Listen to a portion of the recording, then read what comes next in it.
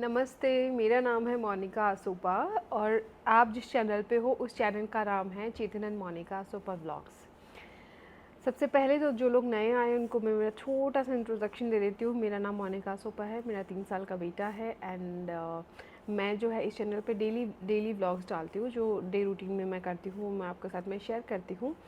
And recently मैंने start किया है स्टोरी टेलिंग का, मुझे लगता है कि बहुत सारे लोग हैं जिनके पास बहुत सारी कहानियाँ हैं, बहुत सारे किस्से हैं बताने को, बट वो उनको कोई प्लेटफॉर्म नहीं मिल पा रहा है या फिर वो नहीं खुद बता पा रहे। तो उनका ज़रिया मैं बनूँगी, मैं बिल्कुल उनकी स्टोरी शेयर करूँगी। मेरे पास इंस्टाग्राम पे बहुत सारी स्टोरीज़ आती हैं। मोस्टली ये जो स्टोरीज़ होती है वो ससुराल, लड़की का ससुराल और इन सब चीज़ों से रिलेटेड होती है। तो मेरा ये मानना है कि अगर किसी की लाइफ में कुछ प्रॉब्लम चल रही है तो बहुत सारे लोग जब मिलके उसे सजेशन देते हैं तो उसे समझ में आता है कि प्रॉब्लम कहाँ पे हो रही है ना। हो सकता है कि हम सही हो सकता है कि हम गलत हो, बट जो 5 लोग, 10 लोग, 15 लोग, 20 लोग, 50 लोग मिलके आपको एक चीज़ बोल रहे हैं तो वो सब गलत नहीं हो सकते हैं।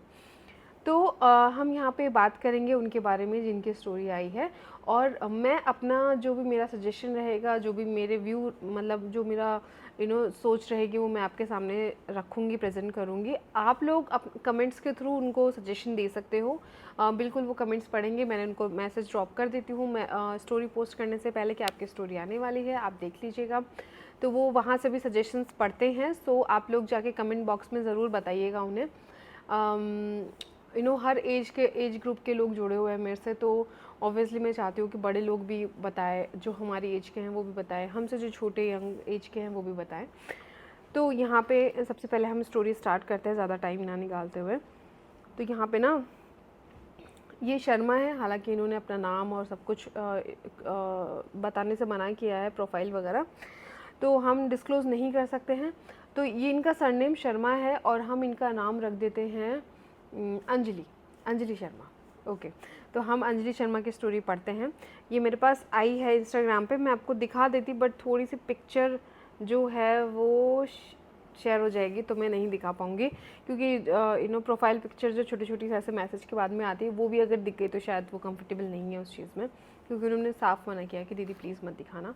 तो मैं उनका मैसेज आपको पहले पढ़ के बता देती हूँ, फिर मुझे जैसे समझ में आएगा वो भी मैं आपको बता दूँगी।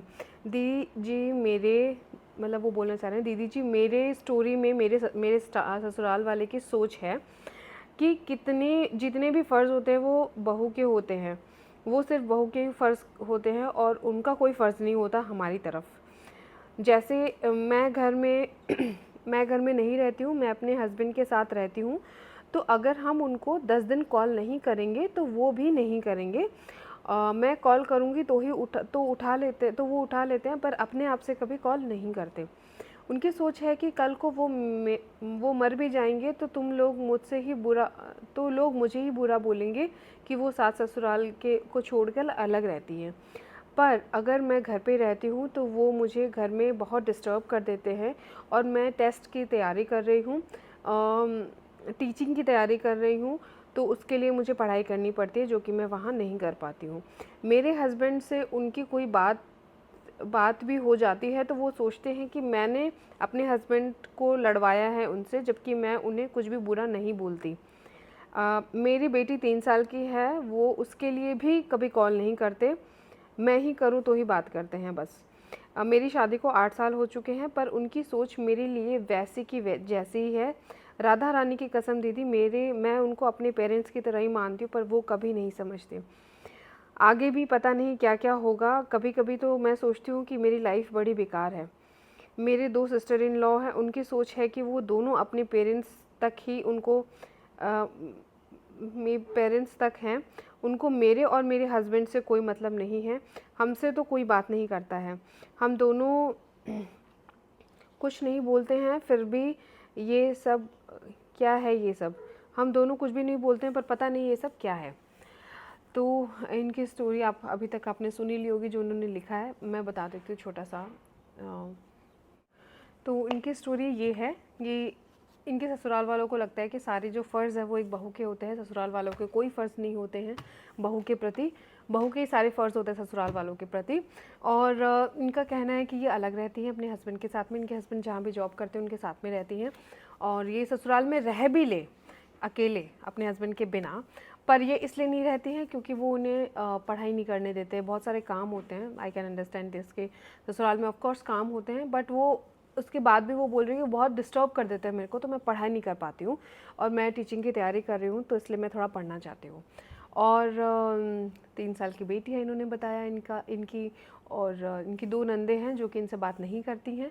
जब ये कॉल करती है तो बात कर लेती है, अदरवाइज़ तो उनको ऐसे खुद से कोई मतलब नहीं है कि कॉल करके बात करें। तो उनको लगता है कि ये सब क्या है, मेरी लाइफ तो बहुत ख़राब है। तो सबसे पहली बात मेरे समझ में ये आती है कि आपको ये सबसे पहले सोचना बंद करना पड़ेगा कि आपकी लाइफ बहुत ख़राब है। लाइफ तो मतलब आप जब दूसरों की देखोगे तो आपको पता चलेगा कि नहीं, आपकी बहुत अच्छी है। सबसे पहले तो आपको थैंकफुल होना चाहिए अपने हस्बैंड के लिए जो आपको सपोर्ट करते हैं। आप पढ़ रहे हो तो आप ये समझते हैं उनकी ज़िम्मेदारी कि भाई आपको अपने साथ में है, आपके साथ रहते हैं और आपको पढ़ने के लिए प्रोत्साहित कर रहे हैं। ऑफ कोर्स आपको टाइम दे रहे हैं, वो भले आपको सामने से ना लग रहा हो, बट ये पीछे से तो बोलते हैं ना, बैक ऑफिस में तो ये है कि वो आपको सपोर्ट कर रहे हैं। तो you should be grateful for that.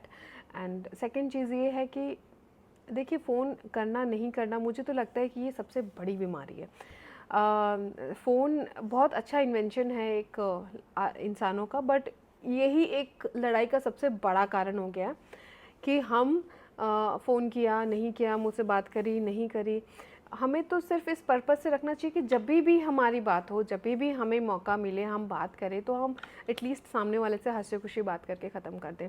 अगर उम्मीद रखना गलत नहीं है, और ऑफ कोर्स हम अगर किसी को चला के फ़ोन करते तो हमें लगता है वो भी हमें फ़ोन करे, ठीक है, कभी तो करे, तो वो उम्मीद रखना गलत नहीं है। और बट वो उम्मीद टूटती तो ज़्यादा बुरा लगता है, इसलिए उम्मीद रखो ही मत। वो आपके पेरेंट्स हैं, ठीक है, आप उनको ये सोच के हर बार माफ़ कर दीजिए, हर बार माफ़ कर दीजिए कि वो आपको सिर्फ एक कॉल के लिए, कि वो आपको कॉल नहीं करे तो आप उनको कॉल कर लो। और चीज़ें अपने आप चेंज होती हैं, अपने आप चेंज हो जाती हैं चीज़ें जब आप मतलब उनको लगता है कि वो सही। एक टाइम आने पे उनको एहसास होगा कि नहीं, वो गलत थे, और वो आपको चला चला के फ़ोन करेंगे, पूछेंगे, बातें करेंगे। और नहीं भी करेंगे तो आप उस चीज़ को इतना दिल पे मत लो कि वो मुझे फ़ोन नहीं करते, सारे फ़र्ज़ मेरे ही है क्या। देखो, फ़र्ज़ की यहाँ पे बात करें तो कोई बात नहीं, अगर हमें अपने पेरेंट्स को कॉल करना पड़ रहा है तो हम बिल्कुल कर सकते हैं, उसमें कोई प्रॉब्लम वाली बात नहीं है। हम उम्मीद भी कर सकते हैं, बट वो अगर नहीं कर रहे हैं तो जाने देते हैं इस बात को। क्योंकि इस चीज़ पे अगर आप लड़ने बैठोगे और इस चीज़ पे आप नाराज़ होकर बैठोगे ना, तो मैं सच बता रही हूँ, ये चीज़ें कभी ख़त्म नहीं होती हैं, कभी ख़त्म नहीं होंगी कि उसने मुझे फ़ोन नहीं किया, उसने मुझसे बात नहीं करी।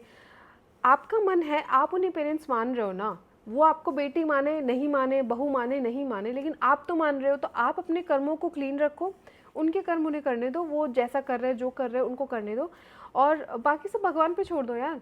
सबको अपने कर्म का हिसाब देना पड़ता है, उनको भी देना पड़ेगा एक टाइम पे। उन्हें भी एहसास होगा कि भाई ये इस लड़की ने हमें पूछा था और हमने इसे नहीं पूछा। तो सब कुछ उस पर छोड़ दो, क्योंकि आपके हाथ में कुछ नहीं है। आप ये सोचो कि आप उनका फ़ोन लेके खुद को लड़ाई करके कॉल करवा सकती हो, तो उससे तो बिल्कुल नहीं आने वाला है। तो इसलिए जब आपको ऐसा लगे कि जो चीज़ आपके हाथ में नहीं है वो भगवान के हाथ में छोड़ दो, वो खुद करेंगे। पहली बात तो ये मुझे ऐसा लगता है।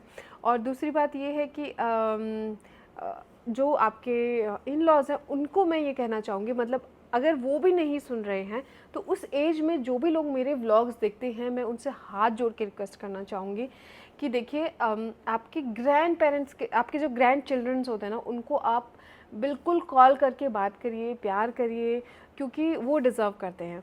और सबसे बड़ी बात ये है कि आपको पता है, मैं जो ये जिनका नाम हमने अंजलि रखा, उनसे कहना चाहूँगी कि आप उनसे अच्छे से बात करोगे तो उससे पता है क्या होगा।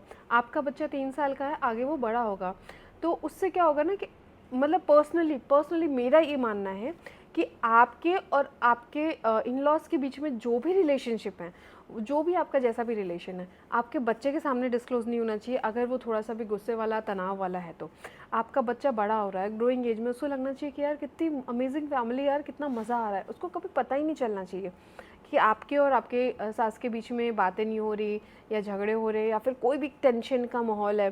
क्योंकि बच्चे बहुत जल्दी ऑब्जर्व करते हैं इन चीज़ों को, और जब वो इन चीज़ों को देखते हैं ना कि मम्मी को कुछ टेंशन है, दादी ने कुछ बोल दिया, या दादी को कुछ टेंशन है, मम्मी ने कुछ बोल दिया, तो वो कुछ कर नहीं पाते, पर वो टेंशन में आ जाते हैं।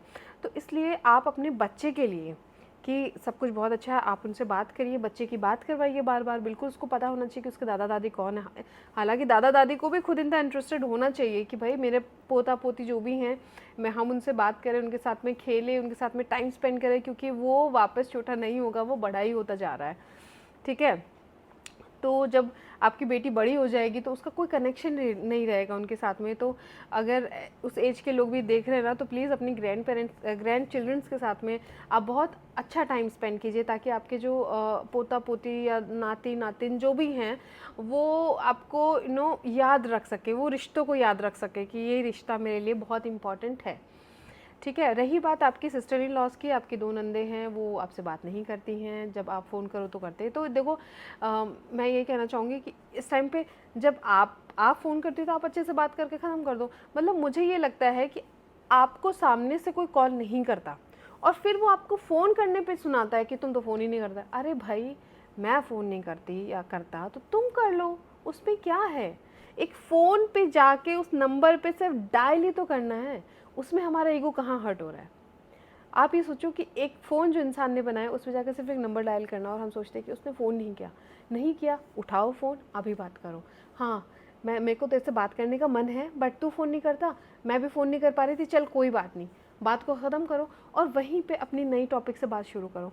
मैं सच बता रही हूँ, आप ऐसे बात, मतलब मैं पर्सनली सबको फ़ोन नहीं कर पाती हूँ, लेकिन जब मैं किसी से बात करती हूँ ना, तो मैं उस टाइम पे शिकायतें नहीं रखती कि तुमने मुझे फ़ोन नहीं किया, तुमने मुझे याद नहीं किया, तुमने ये नहीं किया। अगर तुम्हें इतनी परवाह है कि मैं तुम्हें याद नहीं कर रही, तो तुम फ़ोन कर लो, उसमें क्या बड़ी बात है, उसमें तो कोई बड़ी बात नहीं है। तो इसलिए आप ना ऐसा बिल्कुल मत सोचिए कि वो फ़ोन नहीं कर रहे हैं। आप जब भी फ़ोन करो अच्छे से बात करो। मैं हमेशा एक चीज़ सोचती हूँ कि आप अपने कर्मों को, अपने स्वभाव को, अपनी बातों को, अपनी वाणी को हमेशा क्लीन रखो, हमेशा डिसेंट रखो, हमेशा अच्छे से बात करो। अगला चाहेगा तो करेगा, नहीं चाहेगा तो नहीं करेगा, और हमें उस चीज़ से इतना कोई फ़र्क पड़ना नहीं चाहिए अनटिल अनलेस कि आपको बहुत ही डिसरिस्पेक्टफुल फील हो रहा हो कि यार मेरे को बहुत ही बेइज्जती महसूस हो रही है, वो इंसान मुझसे इस तरीके से बात कर रहा है, तो कट ऑफ कर लो। जो इंसान आपको रिस्पेक्ट नहीं देता है, आपको ये चीज़ समझ में आ जाती है, कट ऑफ, हट जाओ, बिल्कुल हट जाओ। वो सामने से आपको चला के हाय बोले हाय बोल दो, बाय बोले बाय बोल दो, उसके अंदर घुसने की कोई ज़रूरत नहीं है। अगर आपको कोई समझता है, आपकी बातों को सुनता है, आपको महसूस करता है, आप जो कहते हो तो वो सुनता है, उसके साथ रहो। वो आपको डांटे भी, प्यार भी करे, जो भी करे, आप उसको सुनो, समझो, उससे लड़ो भी, प्यार भी करो, सब चीज़ें करो। लेकिन जो इंसान बिल्कुल ही आपसे कट ऑफ हो कि बिल्कुल ही आप उसको फ़ोन कर रहे हो, हाँ क्या है, ठीक है, ओके, तो ओके बोल के रख दो, ख़त्म। और ये ऐसे कोई रिस्पॉन्सिबिलिटी निभाने वाली कोई ज़रूरत नहीं है आपको, मुझे लगता है, for your sister in law and ये माँ पापा तो बड़े हैं, चलो ठीक है, उनको फ़ोन मिलाना भी नहीं, बहुत सारी चीज़ें हम सोच के एक वो बोल देते हैं ना कि ठीक है चलो इस स्टेज पे हम उनको बोल सकते हैं कि ठीक है हमने फ़ोन कर लिया। बट आपके अगर सिस्टर इन लॉ आपके एज के ये सब, तो आपको इतना लोड लेने की ज़रूरत नहीं कि आप इनको फ़ोन करो, हाँ कैसे हो, आपको जिस दिन लगता है कि हाँ पूछ लूँ कि क्या कुछ कैसा चल रहा है, उस दिन फ़ोन करके पूछ लो और बात ख़त्म करो, ज़्यादा उम्मीदें मत रखो। एंड ये मेरा पॉइंट ऑफ व्यू था।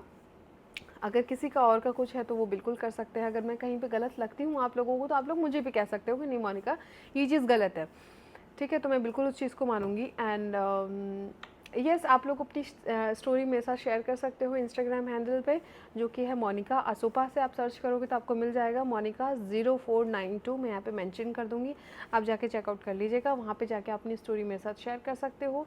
मैं ये जो स्टोरी है मेरे थ्रू, मेरे पास एक प्लेटफॉर्म है जो मैं यूज़ कर रही हूँ, मैं ये सबको बता सकती हूँ, और उससे हो सकता है किसी को कुछ थोड़ा बहुत हेल्प हो जाए, या फिर हो सकता है कोई कमेंट में आपकी हेल्प कर दे, तो आप बिल्कुल ये कर सकते हो और अपनी स्टोरी बता सकते हो, चाहे वो कैसे भी स्टोरी हो, कोई मोटिवेशनल स्टोरी हो, कुछ भी हो, कैसा भी हो, आप बिल्कुल कर सकते हो।